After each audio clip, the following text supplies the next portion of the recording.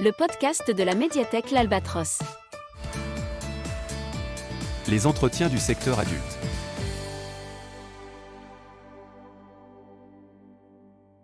Aujourd'hui, nous accueillons Laurent Brassard, maître de conférences en histoire moderne à l'Université de Lille, spécialiste de la Révolution française et du Premier Empire. Alors, nous allons lui poser des questions, bien sûr, sur Napoléon et l'Empire.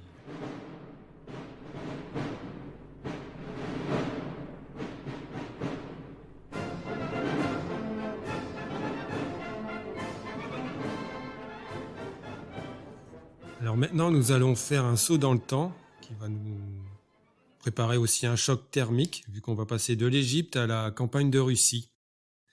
Alors la petite question, sur une expression, c'est la Bérésina, qui équivaut à dire c'est une terrible défaite. Alors cette expression est-elle justifiée ? Oui et non. Oui, parce que tout le monde sait que la campagne de Russie, c'est ce qui marque la fin de la grande armée, même si elle va se reconstruire, mais elle se reconstruira avec des hommes qui ont moins d'expérience. C'est quand même le tombeau des vétérans et des hommes les plus expérimentés de son armée. À présent, j'ai les coups des franges pour m'occuper de la Russie. Alexandre n'ose pas venir me dire en face qu'il rompt le traité de Tilsit. Alors c'est à moi d'aller à lui, afin de lui signifier qui est le maître. Je décide l'impensable.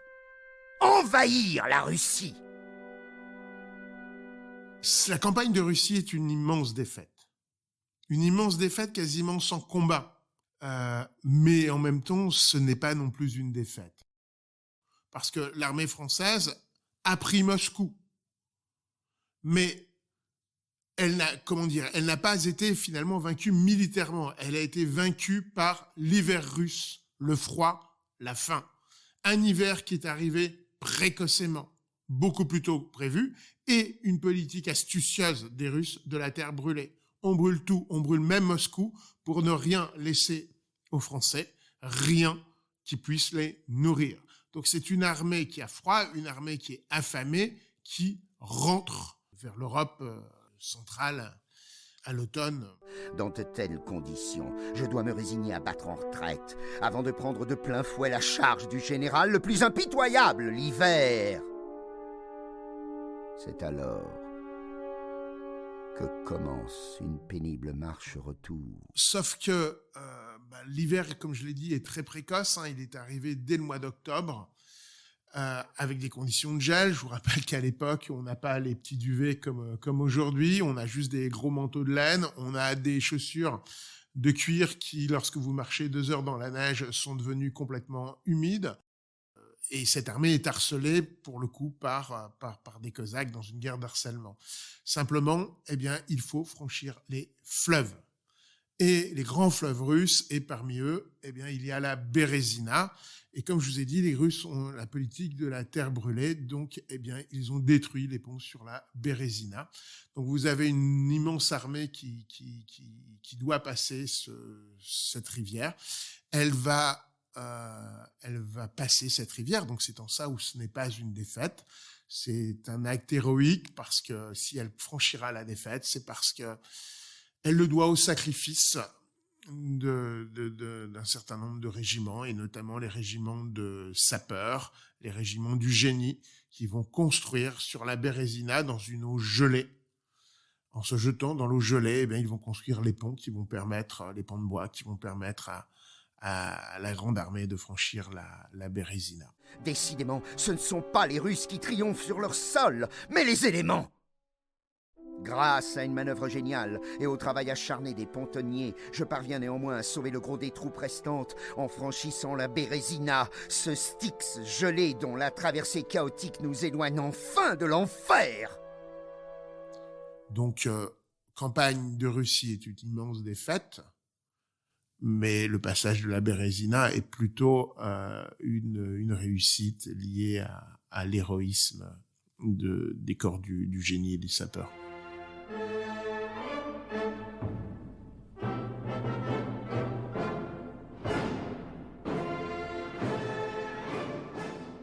pour finir, une dernière question.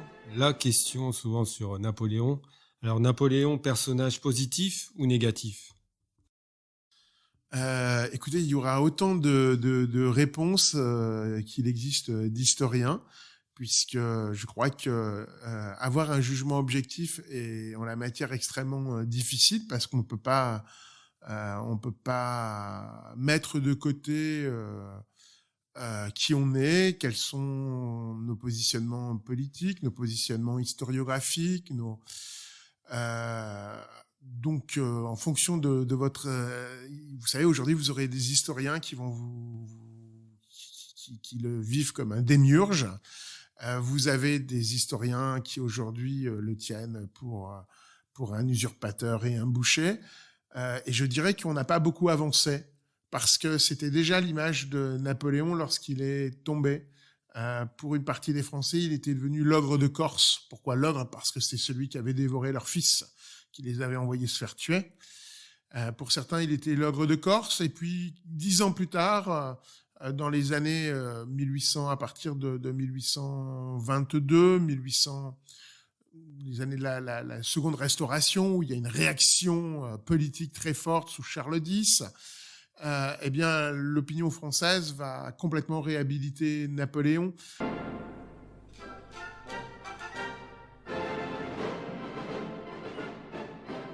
Donc en fait, on s'en sort pas de cette vision positive ou négative. Je dirais que c'est comme chaque individu. Chaque individu a ses propres réussites, ses propres échecs. Donc à titre personnel, il y a un Napoléon qui suscite mon admiration, et il y a un Napoléon que je ne comprends pas, dont je n'approuve pas les actes et les décisions politiques. Et donc, il est positif et il est négatif. Je dirais comme tout à chacun, personne n'a un bilan positif ou négatif. Il est celui qui a construit ce qu'on appelle les masses de granit, qui existent encore aujourd'hui, l'administration française telle qu'elle existe, l'État fort et centralisé. Alors, cet État fort et centralisé, il l'a pas inventé, hein. C'est un vieux projet de la monarchie absolue qui se met en place dès la fin du Moyen Âge. Les médiévistes pourraient même dire dès UKP, en 987. C'est une vieille histoire française que d'avoir un État fort centralisé.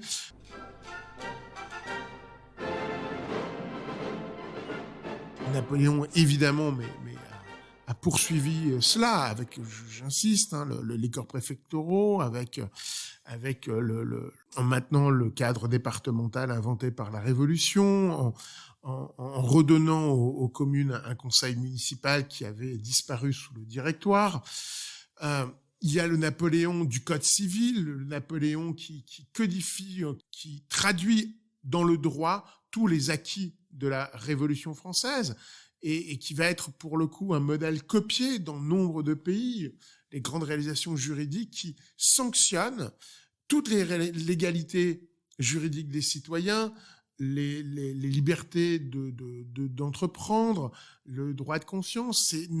C'est aussi un Napoléon qui réorganise l'économie, parfois contre les principes de la Révolution, puisque la Révolution avait interdit les organisations professionnelles, et on s'était aperçu que l'économie avait besoin d'intermédiation. Donc Napoléon crée les chambres de commerce, il crée les tribunaux de commerce, il crée les prud'hommes pour régler les conflits du travail. Donc vous voyez, c'est encore une œuvre qui perdure, et ça c'est absolument colossal.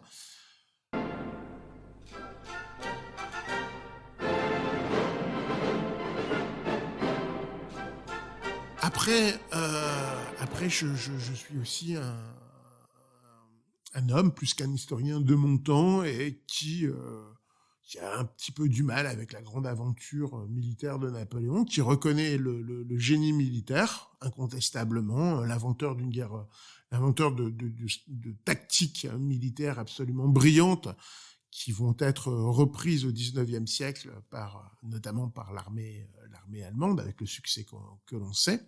Donc un très très grand génie militaire, mais pourquoi Pourquoi toutes ces conquêtes? L'argument qui consiste à dire parce que l'Angleterre nous y obligeait n'est pas toujours recevable.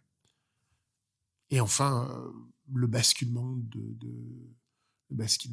régime dans l'autoritarisme, les formes de népotisme familial où vous mettez vos frères sur tous les trônes de l'Europe.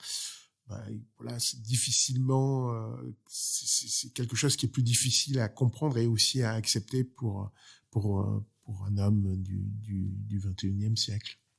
Donc, merci beaucoup à Laurent Brassard pour cette interview et pour être venu à la médiathèque d'Armentières. Merci beaucoup.